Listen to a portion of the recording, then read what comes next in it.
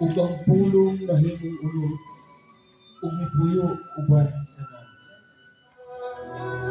Ug among nakita ang iyang himaya. Ang himaya ingon sa iya sa bugtong ipakataho sa amin. Puno sa grasya ug kamatuoran.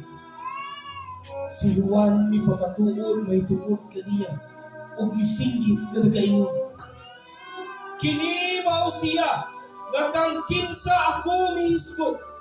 Siya nga nag-abot sunod kanako, gipalabi una kanako, kay siya una kanako. Ug sa iyang pagkabuyo, tanan kami nakadawat og grasya tungod sa grasya. Kay ang balaod gikahatag pinaagi ni Moses, apan ang grasya ug kamatuoran miabot pinaagi ni Jesucristo.